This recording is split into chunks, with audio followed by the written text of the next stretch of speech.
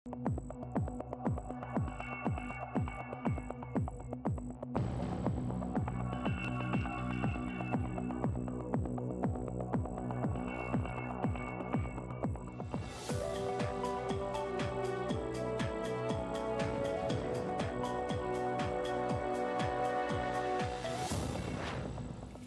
ერთხელ მოგესალმებით დღის ამბებს 5-ზე თამარ ჩიხლაძე გიყვებათ გამოშვებაში ნახავთ.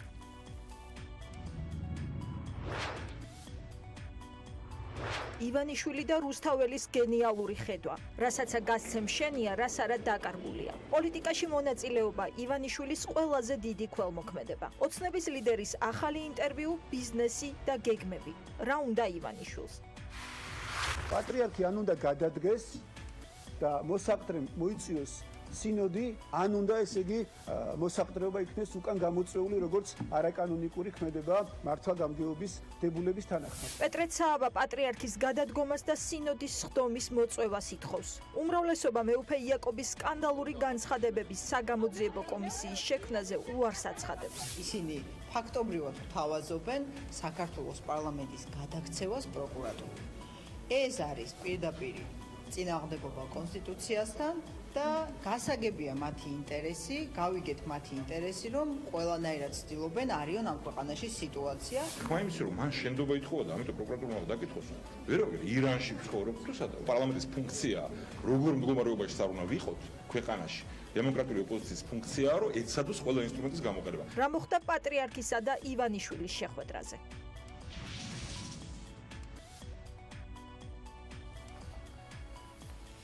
პოლიტიკა როგორც ივანიშვილის ყველაზე დიდი ქველმოქმედება, სწორედ პოლიტიკაში მონაწილეობა დაასახელა პარტია ქართული ოცნების ლიდერმა თავის ყველაზე ღირებულ საქველმოქმედო საქმიანობად და თქვა, რომ ეს ის შემთხვევაა, როცა თავმდაბლობა და კეკლუცობა საჭირო სულაც არ არის. პარტია ქართული ოცნების ლიდერის ვრცელი ინტერვიუ ჟურნალ ანტრეპრენერში დღეს გამოქვეყნდა, რასაც გასცემ შენია, რაც არა დაკარგული ამ აფორიზმით განსაზღვრავს ივანიშვილი თავის საქმიანობას და ამბობს, რომ მისი ხედვა სწორედ რუსთაველის ფილოსოფიას ეფუძნება. აქვე არის ჩამონათვალი, რის გაცემას აპირებს ივანიშვილი კიდევ. პარტიის ლიდერი მზად არის შეელიოს პანორამა თბილის, ის პროექტს ქალაქის ისტორიულ ნაწილში, რომლის მშენებლობასაც დიდი საზოგადოებრივი პროტესტი მოჰყვა, არარენტაბელურს უწოდებს და მზად არის ნებისმიერ ეტაპზე გადასცეს დაინტერესებულ ბიზნესმენს. ივანიშვილი ასევე მზად არის $60 მილიონ გაყიდოს სასტუმრო პარაგრაფი და ასევე სურს გაასხვისოს წყალტუბოს სანატორიუმები ყიდვის შემდეგ. ყიდვა კი წარმოუდგენია ღია აუქციონში მონაწილეობის გზით, რაც არ გაიყიდება მე ვარ მყიდველიც და გამკეთებელიც 3 წელიწადში ამბობს ის. აქვე დასცენს, რომ საქართველოში არასდროს უწარმოებია ბიზნესი მოგებისთვის. ინტერვიუ ძირითადად ბიზნეს პროექტებს ეხება, მაშინ თითქმის არ არის საუბარი პოლიტიკაზე, გარდა პირველი ფრაზისა, რომელიც უკვე წაგიკითხეთ, რომ სწორედ პოლიტიკაში მონაწილეობაა ივანიშვილის ყველაზე დიდი ქველმოქმედება. რაც შეეხება ქველმოქმედებას ამასთან დაკავშირებით, ჩემი ხედვა გენიალური რუსთაველის, რასაც გასცემ შენია, რაც არა დაკარგული, ეს ფილოსოფიაზეა დაფუძნებული. ღრმად მწამდა და დღესაც მწამს, რომ ქველმოქმედებას მაშინ აქვს ფასი თუ ის ყოველგვარი აფიშირების გარეშე თითქმის ანონიმურად ხორციელდება. ყალბი თავმდაბლობისა და კეკლუცობის გარეშე ვიტყვი, რომ ყველაზე ღირებული რაც ქველმოქმედების კუთხით გამიკეთებია, ვფიქრობ პოლიტიკაში ჩემი მონაწილეობაა, რადგან უანგარობის პარალელურად, რაც ჭეშმარიტი ქველმოქმედების აუცილებელი პოსტულატია, პოლიტიკაში მონაწილეობა იმ ვითარებაში, იმ ხელისუფლების პირობებში, არათუ ქონების, არამედ ჩემი და ჩემი ოჯახის წევრების სიცოცხლის რისკზე გადიოდა. ლიკა ჯანყარაშვილი გაეცნო ვრცელ ინტერვიუს და ის გვიამბობს უფრო დეტალურად. ლიკა, რა არის პარტიის თავმჯდომარის მთავარი სათქმელი, ის დიდი ხანია არ გამოჩენილა მედიასთან. ივანიშვილის ინტერვიუ არის ვრცელი, თუმცა ამ ინტერვიუში არანაირი კითხვა არ არის დასმული მიმდინარე მოვლენებზე და იმ ბრალდებებზე, რომელიც ისმის ივანიშვილის მიმართ, მათ შორის არ არის კითხვები დასმული პოლიტიკაზე, არ არის დასმული კითხვები არაფორმალურ მმართველობაზე. ძირითადად მთელი ინტერვიუ შეეხება მხოლოდ ბიზნეს საქმიანობას და მთავარი ხაზი, რომელსაც ამ შემთხვევაში ის მიჰყვება, არის ის საქმიანობა, რომელიც ივანიშვილს აქვს განხორციელებული. პოლიტიკას ის ახსენებს მხოლოდ ერთ კონტექსტში და ისიც არის ქველმოქმედება და როგორც უკვე მაყურებელმა მოისმინა, ივანიშვილი ამბობს, რომ ის მოქმედებს რასაც გასცემშენია, რაც არა დაკარგულია ეს პრინციპით და მისი მთავარი ქველმოქმედება ქვეყნისთვის არის ის, რომ პოლიტიკაში მონაწილეობას იღებს.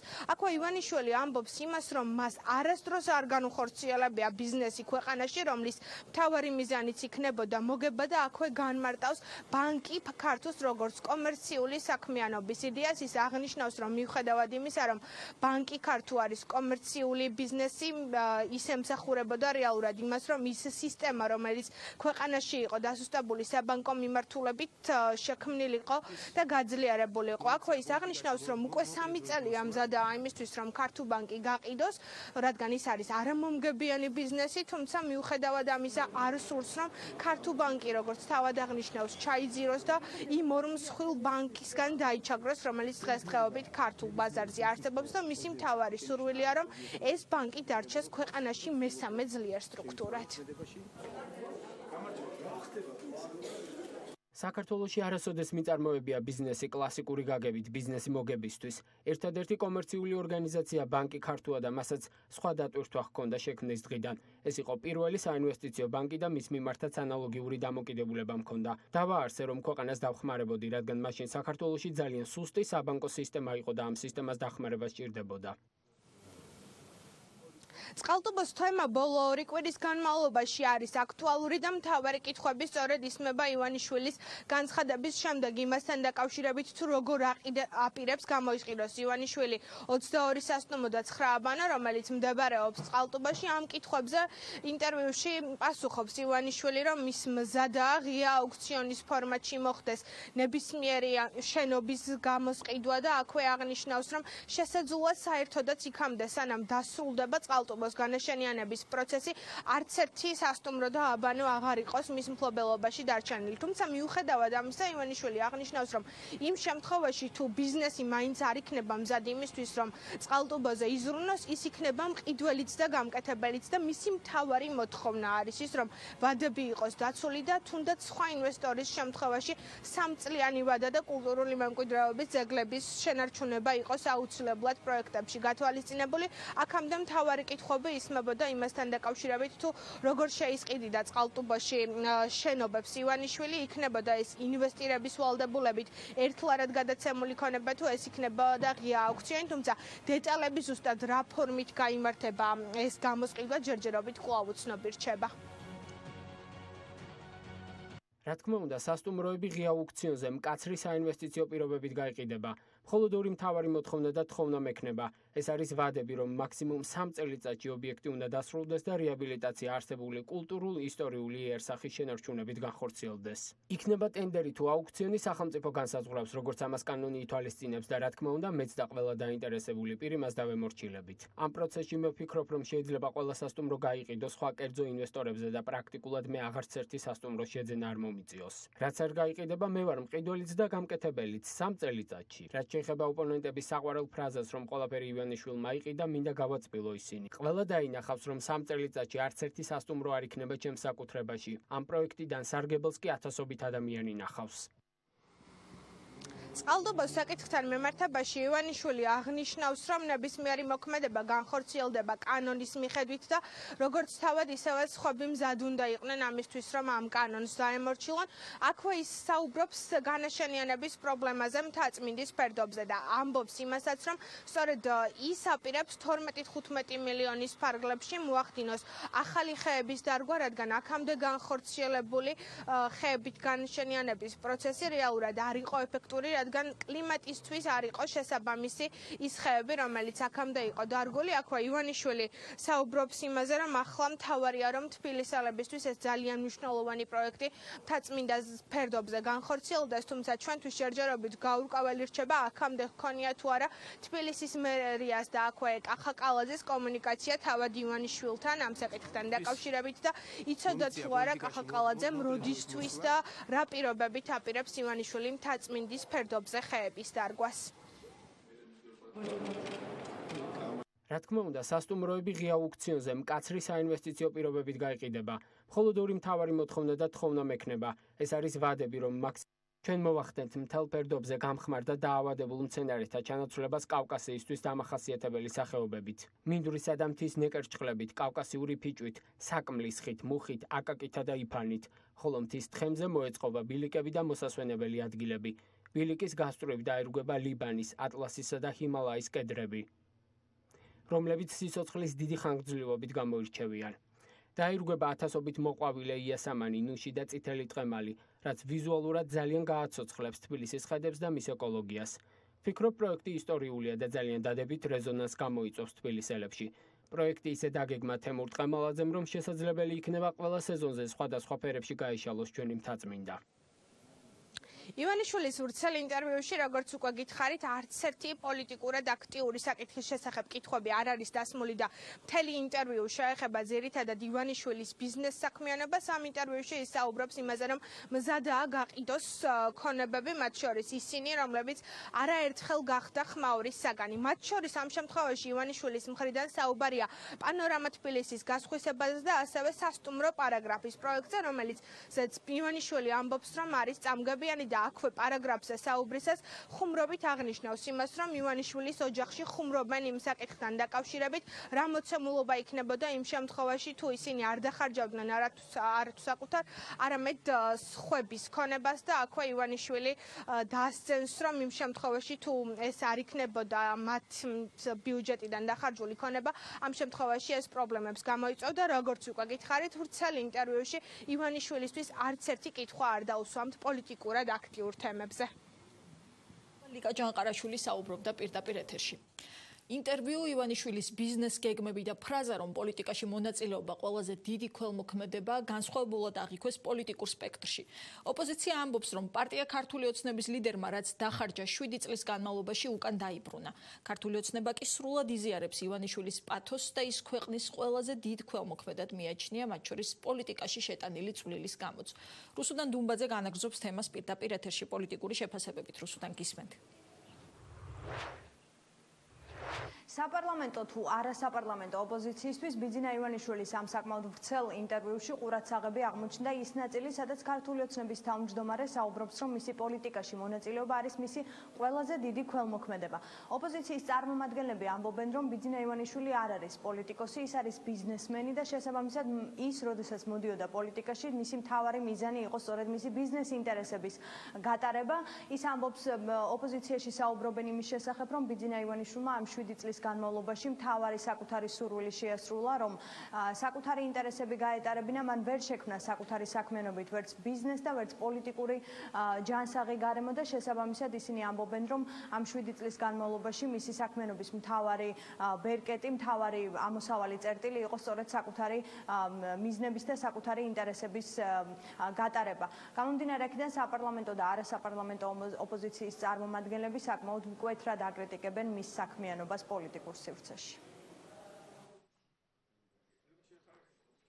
ივანიშვილი ამ ინტერვიუში როგორც ჩანს, კიდევ ერთხელ ეუბნება საზოგადოებას, რომ მას მისცენ მორიგი რაღაც პერიოდის მანდატი და ენდონ მას კიდევ ერთხელ ამ ინვესტიციით რაღაც კონკრეტულ კურორტებს აღორძინებს. მე მგონია, რომ ესეც არ შესრულდება, იმიტომ რომ აქვს სრული საფუძველი ვარაუდო, ზუსტად ისევე ვერ გააკეთებს ამას, როგორც ვერ გააკეთა მაგალითად ფასების გაიაფება, გადასახადების დაწევა, ლარის გამყარება და აჩვენებს საზოგადოებას, რომ აი ეს არის კიდევ ერთხელ მორიგჯერ დახარჯოს თავისი ფული და როგორც აი რო პირდებოდა, რომ თითოეულ სოფელს 5 მილიონი ექნებოდა და თავის ფულს რო დახარჯებდა და მათ შორის ზიაფი კრედიტები ექნებოდა, ისე არ გააკეთებს ამასაც. ამიტომ არავინ ამით არ უნდა მოწყობდეს და არ უნდა ენდოს. ერთი რამე თქვა ნიშანდობლივი ინტერვიუში, რომ საქმე ჩვენმან წარმოგვაჩინოს ჩვენო. მე მგონია, რომ სწორედ ივანიშვილის ბრჭყალებში საქმეებმა წარმოაჩინა რისი მაქნისია თუ უმაქნისია ივანიშვილი. ეს არის ნაცადი სქემა. მაგალითად მან გაყიდა გლდანის ბიტკოინების ქარხანა, სადაც მიიღო უფასოდ მიწა, განთავისუფლდა ყველა გადასახადისაგან ბიუჯეტის შეღავათი დაწყობილი, იაფად დაწყობილი ბიზნესი, გაყიდა საკმაოდ სარფიანად. თუ წყალტუბოში ჩალცმასაც მიიღებს მიწას და ააშენებს, გამოუჩნდება ბუნებრივია მყიდველი. პარაგრაფთან დაკავშირებითაც როგორც ჩანს, მან საკმაოდ ასე ვთქვათ სარფიანად ააშენა ეს სასტუმრო და გაყიდეს. ყველა ბიზნესი რაც ბატონმა ივანიშვილმა ააშენა არის მომგებიანი. აი აგერ რუსთაველზე არის გალერი, საბაჭო ცენტრი. მომყიდოს თვითღირებულებით. ეხლავე ვიყიდი და ერთ კვირაში გავყიდი 10 მილიონს მოვიდებ. ადამიანი პოლიტიკურად ცნობილია როგორც გადამგდები, ხო? ამომრჩევლების საზოგადოების საკუთარი გუნდის ყველას. და ეხა თან გვამადლის ახალ რაღაც დაპირებებს, ხელახლა რაღაც ჰაერის გაყიდვას ცდილობს და თან ამაზე ყვირის ბევრს და ამას უძახის ქველმოქმედებას, ხო და ავიწყდება მეორე ციტატაც მიაწერილი და რომ კაი ქველმოქმედება არის, როცა მარცხენა ხელმა არიცოს მარჯვენა რას აკეთებს, ანუ უნდა გინდოდეს რომ ვიღაცას სიკეთე გაუკეთო და არა ის რომ ამაზე ქულები დაიწერა. მისი ეს ინიციატივები ყველაფერი არის დადასტურება იმისა, რომ საქართველოში არ არსებობს საინვესტიციო გარემო, არ არსებობს კონკურენტული სიტუაცია, არ არსებობს უცხოური ინვესტიციები და პრაქტიკულად ჩვენ გვესაუბრება არა პოლიტიკოსი ბიძინა ივანიშვილი, არამედ ბიზნესმენი ბიძინა ივანიშვილი, რომელსაც აქვს საკმაოდ სერიოზული ინტერესთა კონფლიქტი. ამომრჩეველმა მას და ქართულ ოცნებას მიცა ორი ვადა იმისათვის, რომ ქვეყანაში შეექმნა საინვესტიციო გარემო, შემოსულიყო ქვეყანაში ინვესტიციები, რაც არ მოხდა, კლება არის. ხელისუფლებაში მოსვლა ნურავის ამადლის და ესე იგი მადლობები უნდა უთხრათ ამის გამო ვინმეს. პოლიტიკურ პროცესში ადამიანები ერთებიან იმ ჯანმრთელი ამბიციით, რომ ქვეყანა უკეთესი გახადონ. ამიტომ მე არ ვიცი რა შუაშია ხელისუფლებაში მოსვლა და ქველმოქმედება. საავტობუს აშენება და გამშვენება ეს არის კარგი და საშუალო საქმე, მაგრამ წესის და რიგის მიხედვით. აურზაურის შექმნა ივანიშვილის წინადადებით ნიშნავს რას, რომ აპირებს რაღაცის შენებას, მაგრამ გზაზე და გვერდზე რომ ბევრ ამას ანგრევს მმართველობის სისტემას და სახელმწიფოებრივი ცხოვრებისთვის, ეს ნაკლებად აინტერესებს. ესაა ივანიშვილი კლასიკა. ანუ თვითონ იქნის პრობლემებს და მერე ცდილობს მათ გადალახოს. ოპოზიციისგან განსხვავებით ქართული ოცნების წარმომადგენლები დღეს არიშურებდნენ საქებარ სიტყვებს მათი ლიდერის შესაფასებლად. ისინი ამბობენ, რომ ბიძინა ივანიშვილი იყო და არის ყველაზე დიდი ქველმოქმედი პოლიტიკაში მოსვლამდე თუ მას შემდეგ და ის სამომავლო გეგმებიც, რომელზეც ისაუბრა ქართული ოცნების თავმჯდომარემ, მმართველი პარტიის წარმომადგენლების თქმით, ერთადერთ მიზანს ემსახურება, რომ უფრო მეტად გაუმჯობესდეს ქვეყანაში ბიზნეს გარემო. რა ამოძრავებს ამ ადამიანს, რა არის მისი мотиваცია, მე მგონი ამას ძალიან ნათელი პასუხი გაიცა. ასეთი ბიზნესმენები ძალიან ცოტა არის სოფლიოში, რომლებიც ესეთ დიდ სოციალურ პრობლემებს ეჭიდებიან და ის თავის თავში და თავის კმაყოფილებას და თვითკმაყოფილებას საკუთარ თავს რეალიზებას პოულობს იმაში, რომ ათასობით ადამიანის პრობლემებს წყვეტს და დამერწმუნეთ ეს ძალიან ბევრი ადამიანისათვის რუსთაველიდან დაწყებული, მე მგონი ყველა ევროპის რენესანსის მომტანი ადამიანის აღორძინების არის სავსებით ღირსეული ცხოვრების აზრი. ბიძინა ივანიშვილის წერილი არის პასუხი იმ ადამიანების მიმართ, რომლებიც მუდმივად აცხადებენ, რომ ბიძინა ივანიშვილი ყველაფერს ყიდულობს, რომ თავის ბიზნესს აკეთებს, რომ თავის გონებას ამრავლებს საქართველოში. ბიძინა ივანიშვილი თამაშობს კატალიზატორის როლს, მიუხედავად იმისა, როგორც მან არაერთხელ ფაქტებით და ციფრებით დაასახელა, მიუხედავად იმისა, რომ ის ფინანსურ მოგებაზე კი არა, ფინანსურ ზარალზე მიდის, უნდა დააჩქაროს პროცესები, რომელიც უკავშირდება ინვესტორების შემოსვლას, ბიზნესმენების შემოსვლას, მდიდარი ტურისტების და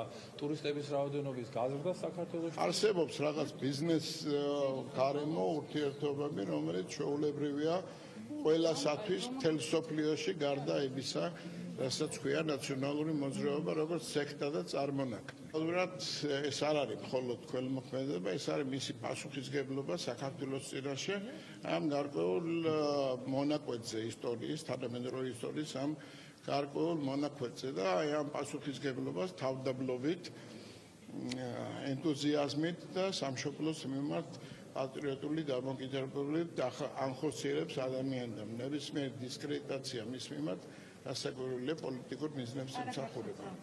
მე არ ვიცი თქვენ სად ნახეთ ეგ განცხადება, მე არ მომისმენია, შესაბამისად გამიჭირდება ამაზე კონკრეტულად პასუხი გავცეთ. საინვესტიციო ასე ვთქვათ პროექტებს, რომელსაც ის ახორციელებს, მას ამის ვალდებულება არ აქვს. თუმცა იქიდან გამომდინარე, კიდევ ერთხელ ვიმეორებ, რომ ჩვენ გვაქვს ძალიან ბევრი მნიშვნელოვანი ადგილი ქვეყანაში, რომელიც მიგდებული, გაუბედურებული და არაფერი არ კეთდებოდა წლების განმავლობაში, მე ვფიქრობ, მისი ჩართულობა და აქტიურობა ამ კონკრეტულ რეგიონებში, რაიონებში თუ ქალაქებში არის სტიმულის მიცემის სხვა ბიზნეს სექტორის წარმომადგენლებისთვის.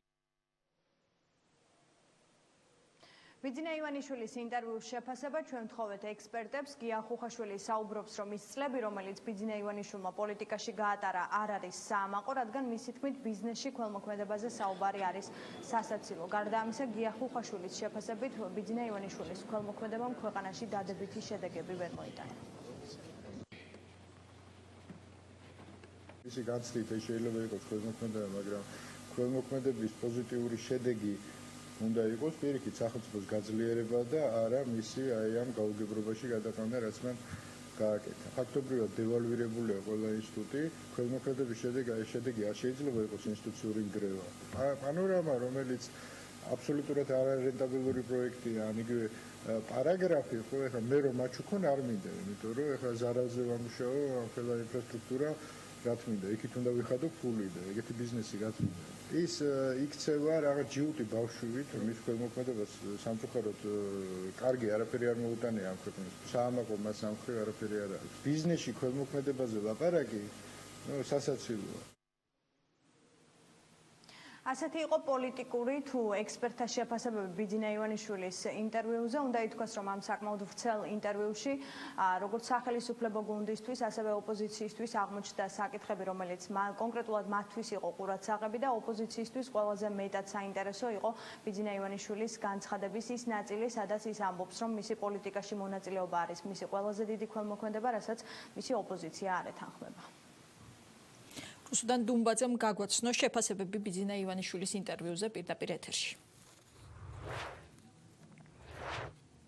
მეუფე პეტრემ 13 წლიანი მმართველობის შემდეგ ჭყონდიდის ეპარქია დატოვა. რეზიდენციიდან წასვლის წინ მან ჟურნალისტების კითხვებს უპასუხა. მეუფე ამბობს, რომ მეუფე იაკობის განცხადებებს არ ენდობა და ვარაუდობს, რომ ბოდბელ ეპისკოპოსსა და მთავრობის წარმომადგენლებს შორის შეხვედრისას საუბარი პატრიარქის კანონიკურობას, ასევე მეუფე შიოს ლეგიტიმაციას ეხებოდა და შესაძლოა სწორედ ამ კონტექსტში ყოფილიყო პატრიარქის გადადგომაზე საუბარი. მეუფე იაკობი ნახევარ სიმართლეს საუბრობს, როგორც ეს მას ჩვევია, ამბობს პეტრე ცაავა.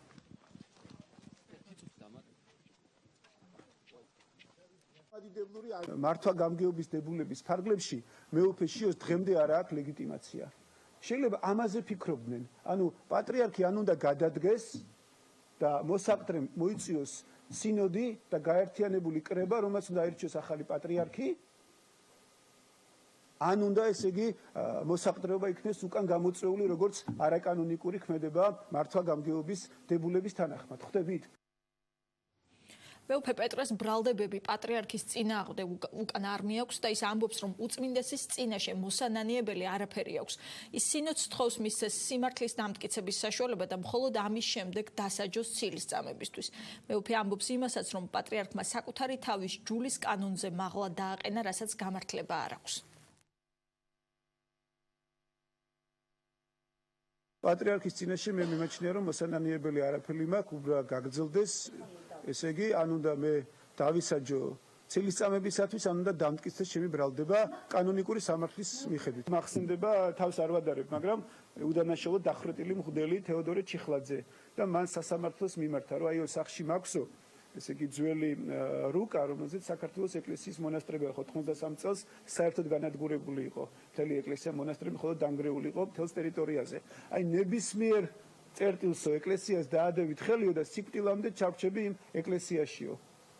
თუ ესე იგი არ მიიღებთ რადიკალურ ზომას და როგორც უდანაშაულო ადამიანს არ დამხვრიტავთ ამ სასჯელს. თუ არა და რა თქმა უნდა ვემორჩილები დაუშვა და მივიღებ ღვთისნებად. აი ესევე შემიძლია ნებისმიერ დანგრეულ მონასტერში დამოუკიდებლად, ესე იგი თუ განმაწესებენ ფიქნები, სადაც უბრალოდ დამოუკიდებლად მექნება არსებობის საშუალება. სალომე ზურაბიშვილმა ისევ დაფრანგულობის გზა აირჩია. ამ სიტყვებით აფასებს მეუფე პეტრე პრეზიდენტის უარს დეკანოს მამალაძის შეწყალებაზე. სასულიერო პირის თქმით, ზურაბიშვილის უარი ნიშნავს, რომ სინოდის გადაწყვეტილება რეალურად დადგმული სცენარი იყო, იმისთვის რომ საპატრიარქოს მორალური პასუხისმგებლობა მოეხსნა. მეუფემ ასევე აღნიშნა, რომ საპატრიარქოს უწრფელობის შემთხვევაში არსებობს ალტერნატივა და ეს არის მიმართვა იუსტიციის მინისტრისადმი, რათა დეკანოს გიორგი მამალაძეს მკურნალობისთვის სასჯელი გადაუღადონ. ისევე თქმით, თუ პრეზიდენტი, რომელიც სხვებს მოუწოდებდა პატრიარქის პატივისცემისკენ, არ გაითვალისწინებს სინოდის თხოვნას, ის შეურაცხყოფას მიაყენებს პატრიარქს და საქართველოს მართლმადიდებელ ეკლესიასაც. დაფრანგული ქალბატონი მეუფე პეტრემ სალომე ზურაბიშვილს ჯერ კიდევ არჩევნებამდე უწოდა და დღეს მან ეს შეფასება გაიმეორა. მე მიმაჩნია, რომ თუ პრეზიდენტმა ისევ ესეთი დაფრანგულობის გზა ირჩია და თავი შეიკავა ამ საკითხის, ანუ წმინდა სინოდისა და პატრიარქის მიმართვის დასაკმაყოფილებლად, მაშინ როდესაც ის ამბობდა, რომ შეურაცხყოფელია თუ ასე შემდეგ რაღაც პატრიარქის შეურაცხყოფას გმობს, ესე ვთქვათ, ასევე დასაგმობი იქნება პატრიარქის თხოვნის იგნორირება. ანუ სწორედ ამით კიდევ ერთხელ დადასტურდება მისი საქციელი უკვე დაფრანგულობის ფორმატში, როგორც მე მას მივმართე. გამოდის, რომ ეს არის დადგმული სცენარი, წინასწარ შეთანხმებული მაშინ გეგმა, რომ საპატრიარქოს მოიხსნას პასუხისგებლობა მორალური უშუალომდგომლოს, მაგრამ პრეზიდენტმა თქვას უარი. თუ პრეზიდენტი, ესე ვთქვათ, გახდება არაადეკვატური, იუსტიციის სამინისტრომ მიიღოს ეს გადაწყვეტილება და დააკმაყოფილოს საპატრიარქოს თხოვნა, მაგრამ თუ საპატრიარქო იუსტიციის სამინისტროსაც არ მიმართავს და პრეზიდენტის გადაწყვეტილებაზე პასუხისგებლობას, ესე იგი, აკიდებს პრეზიდენტს, მიუხედავად აი ამ დამოკიდებულებისა გუშინდელი განცხადებაც კი საკმარისია, როცა ის ჩვენ მოგვიწოდებდა პატრიარქის პატივისცემისაკენ, ესე იგი, გამოდის, რომ თვითონ ესე იგი ორმაგი სტანდარტით ფარისევლობს, როდესაც პატრიარქის თხოვნას არცემს პატივს და სინოდის თხოვნას არცემს პატივს. ანუ ამით ის შეურაცხყოფას აყენებს არა მარტო პატრიარქს, მთელ წმინდა სინოდს, მთელს საქართველოს მართლმადიდებელ ეკლესიას. მეუფე იაკობის სკანდალური განცხადების შემდეგ, რომ პატრიარქის შეცვლის გეგმის უკან ივანიშვილი იდგა, პარტია ქართული ოცნების ლიდერი საპატრიარქოში მივიდა. შეხვედრის შესახებ პარტიამ მხოლოდ ფოტოკადრები გაავრცელა, საპატრიარქომ კი განცხადება, სადაც ვკითხულობთ, რომ ივანიშვილი შეეხო ბოლო დროის მომხდარ გახმაურებულ მოვლენებს, რაც ცნობილ უპასუხისმგებლო ბრალდებებს მოჰყვა და საზოგადოებაში დიდი შფოთი გამოიწვია. დღეს დეკანოზმა ანდრია ჯაღმაიძემ განმარტა, რომ ამ ფრაზაში მხოლოდ მეუფე პეტრეს ბრალდებები იგულისხმებოდა და ივანიშვილსა და უწმინდეს მეუფე იაკობზე საერთოდ არ უსაუბრიათ, რადგან შესაბამისი ფორმატი ამ თემისთვის არ იყო. დეკანოზი ამბობს, რომ პატრიარქმა პარტიის ლიდერს ხატი აჩუქა, ივანიშვილს კი მხოლოდ სიყვარულის ჩვენება სურდა მისთვის, მრევლის სხვა წევრების მსგავსად.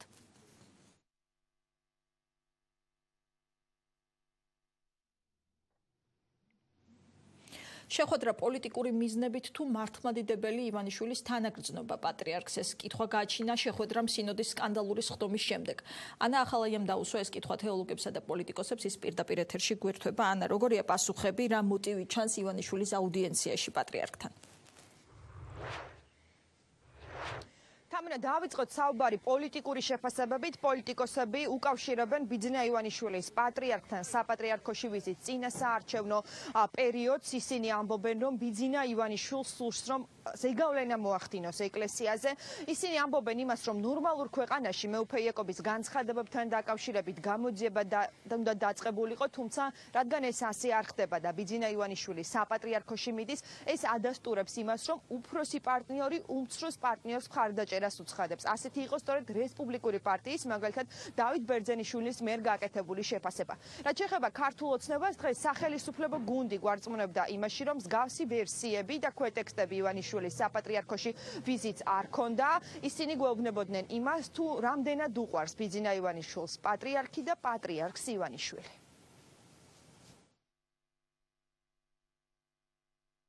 ნორმალურ ქვეყანაში იქნებოდა გამოძიების საგანი, როცა ერთ-ერთი მეუფე ორჯერ და სამჯერ იმეორებს, რომ ხელისუფლების მაღალ ჩინოსნებს ჰქონდათ მცდელობა პატრიარქზე იერიშის მიტანის და მისი გადაყენების შესახებ მოთხოვნები იქნა გაგზავნილი.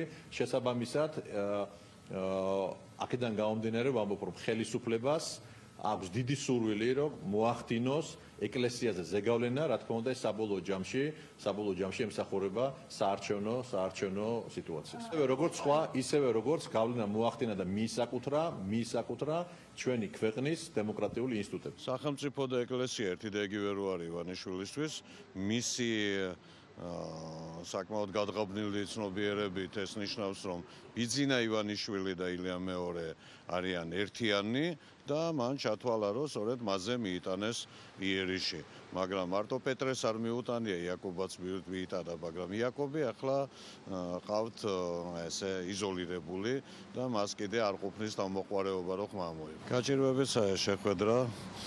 უფროსმა პარტნიორმა ბიძინა ივანიშვილმა მეუღლით ურთ თანადგომა გამოუცხადა შეჭირვებულ მდგომარეობაში მყოფ უმცროს პარტნიორს ილია მეორეს. მაღალი სასულიერო იერარქის მიერ დასახელებულია მონაწილეობა პრემიერ-მინისტრი, მოქმედი პრემიერ-მინისტრი, შინაგან საქმეთა მინისტრი, რომლებიც არასდროს ყოფილან შემჩნეული ავტონომიურ ქმედებაში და რომელთა ყველა დიდი გადაწყვეტილება მიიღება ივანიშვილთან შეთანხმებიდან ივანიშვილის დავალებით. ეს იმას ნიშნავს, რომ ამ შეთქმულების თანამონაწილე არის ბატონი ბიძინა ივანიშვილიც და საპატრიარქოში მისი განცხადება, რომ ვიღაცებს უნდა სახელმწიფოს წინააღმდეგ ნაბიჯების გადადგმა, ფაქტობრივად ეს არის მათი შესაძლო შეთქმულების გადაბრალება ოპოზიციაზე. ბიძინა ივანიშვილი უბრალოდ ადამიანურად მივიდა პატრიარქთან, რათა მას გამოუცხადოს ხარდაჭერა მაშინ, როდესაც ეს არის მისთვის ძალიან მნიშვნელოვანი და საჭირო, იმიტომ რა პროცესებიც მიმდინარეობდა საპატრიარქოში და რასაც ჩვენ ყველანი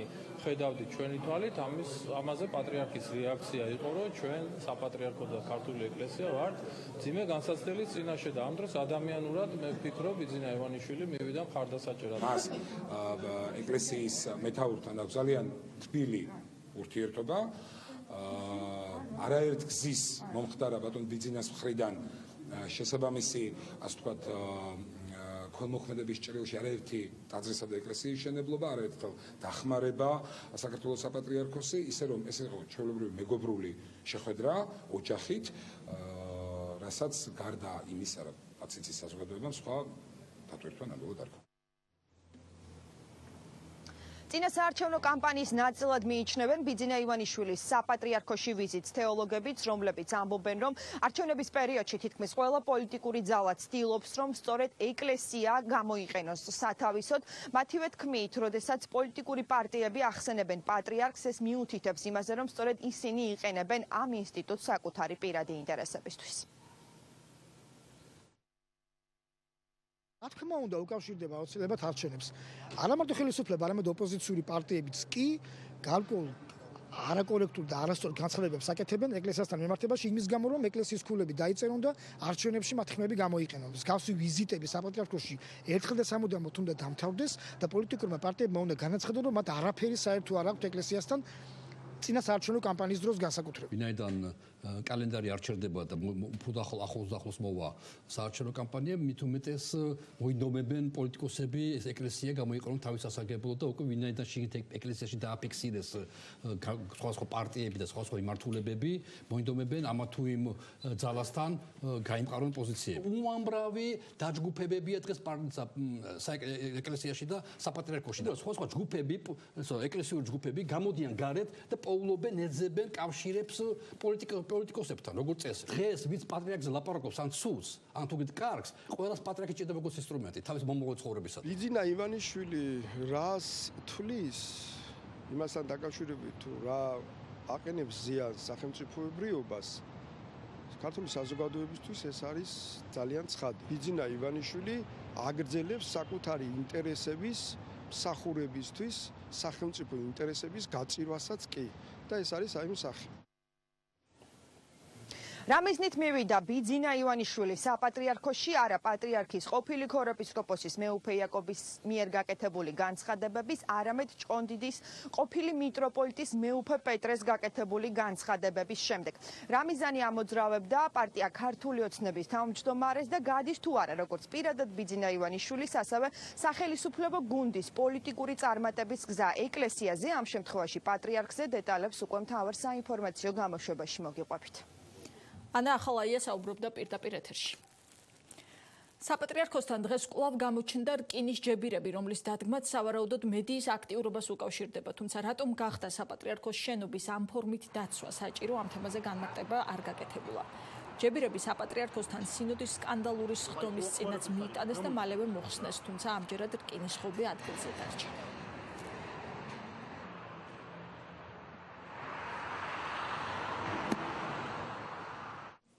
ოპოზიცია მეუფე იაკობის სკანდალური განცხადებების საფუძველზე პარლამენტში საგამოძიებო კომისიის შექმნას ითხოვს. დეპუტატები მიიჩნევენ, რომ რადგან ბოდბელი ეპისკოპოსის მხრიდან ფაქტების უარყოფა ამ დრომდე არ მოგვისმენია, საქმეში პარლამენტი უნდა ჩაერთოს. პროკურატურა საკითხზე გამოძიების დაწყების საფუძველს ვერ ხედავს. უმრავლესობაში კი ამბობენ, რომ პარლამენტი არ უნდა გადაიქცეს პროკურატურად. დეპუტატების ნაწილისთვის მეუფე იაკობის მონანიებით საკითხი ამოწურულია. ისინი ფაქტობრივად გვთავაზობენ საქართველოს პარლამენტის გადაქცევას პროკურატურით. ეს არის პირდაპირ წინააღმდეგობა კონსტიტუციასთან და გასაგებია მათი ინტერესი, გავიგეთ მათი ინტერესი, რომ ყველანაირად ცდილობენ არიონ ამ ქვეყანაში სიტუაცია, აღრიონ სხვადასხვა სახელმწიფო ორგანოების ფუნქციები ერთმანეთში, გამოიყენონ ყველაფერი თავისი პოლიტიკური მიზნებისთვის, მაგრამ რეალურად პარლამენტს აქვს თავისი ფუნქცია და შესაბამის საგამოძიებო სტრუქტურებს აქვს თავისი ფუნქცია. ეხლა მე ვიტყვი, რომ ნინო ჭამს ბავშვებს და დაუყოვნებლივ ვთხოვ ეხლა პროკურატურას, რომ დაიწყოს გამოძიება ნინოს წინააღმდეგ, იმიტომ რომ ნინო ნამდვილად ჭამს ბავშვებს. ეს ეხლა სერიოზული იქნება? ზუსტად ასეთი უსაფუძვლო ბრალდებები, რაც შევხედეთ, რომ კაცმა შენდობა ითხოვა ამასთან დაკავშირებით, ხო? თქმა იმის რომ მან შენდობა ითხოვა და ამიტომ პროკურატურამ დაკითხოს, ვერავინ ირანში ცხოვრობ თუ სადაა, რა შეშია შენდობა ითხოვა თუ არა, საერთოდ ის მის საქმეა შენდობა ითხოვა თუ არა, რომ პარლამენტის ფუნქციაა, როგორ მდგომარეობაში არ უნდა ვიყოთ ქვეყანაში. დემოკრატიული ოპოზიციის ფუნქციაა, რომ ეცადოს ყველა ინსტრუმენტის გამოყენება. მათ ჰქონდათ აბსოლუტურად არა ნორმალური პოზიცია ხორავას ქუჩის გამოძიებას. ჩვენ მაშინაც და ეხაც იგივე პოზიცია ვიყავით, მათ ინიციატივას ხარ დაუჭერთ. ნაციონალური მოძრაობა დაარეგისტრირებს ინიციატივას იმის შესახებ, რომ შეიქმნას დროებით საგამოძიებო კომისია, რომელიც შეისწავლის შესაძლო შეთქმულების ფაქტს, რომელშიც მონაწილეობდნენ ხელისუფლების უმაღლესი თანამდებობის პირები და რომელთაც უნდათ ჩაეთრიათ საეკლესიო გადატრიალებაში და პატრიარქის ჩანაცვლების პროცესში მაღალი იერარქიის სასულიერო პირები. მიუხედავად მეუფე იაკობის განცხადებისა, ხელისუფლება არ აპირებს გამოძიებას. მეუფე იაკობმა უნდა აიღოს ის პასუხისმგებლობა თავის თავზე, რომ მან რაც გააჟღერა, ამას კიდევ უფრო დამატებით მეტი ინფორმაცია მიაწოდოს საზოგადოებას. წინააღმდეგ შემთხვევაში, თუკი ჩვენ ვერ მივიღებთ მეტი ინფორმაციას იმისათვის, რომ შემდეგ პროკურატურას არ კონდეს სათქმელი, რომ გამოძიების დაწყებას აზრი არ აქვს, იმიტომ რომ ჯერჯერობით ახლა ამით აპელირებენ, მიუხედავად იმისა, რომ მე სრულ საფუძველს ვხედავ ამისათვის, მაგრამ არ იწყებენ გამოძიებას. ამიტომ მეუფე იაკობმა ეს პასუხისმგებლობა უნდა გააცნობიეროს საზოგადოების წინაშე და მან უფრო მეტი ინფორმაცია უნდა მიაწოდოს მოსახლეობას და საზოგადოებას. წინააღმდეგ შემთხვევაში ვთვლი, რომ ესეც არის სწორედ ის შემთხვევა, როდესაც პარლამენტმა უნდა მეტი პასუხისმგებლობა გამოიჩინოს და დაიწყოს მსგავს თემებზე მოკვლევა ან საგამოძიებო კომისიის შექმნა. მე დაველოდები მეუფე იაკობისაგან, რომ მივიღოთ უფრო მეტი ინფორმაცია და შემდგომ უკვე აქედან გამომდინარე მივიღებ გადაწყვეტილებას. სავარაუდოდ თუკი მეტი ინფორმაცია მოსახლეობას არ ექნება და გვექნება ის მოცემულობა, სავარაუდოდ მე მხარს დავუჭერ. ასეთი იყო ახალი ამბები 5 საათისთვის პირდაპირ ეთერში ზუსტად 7-ზე დავბრუნდებით დროებით გემშვიდობებით.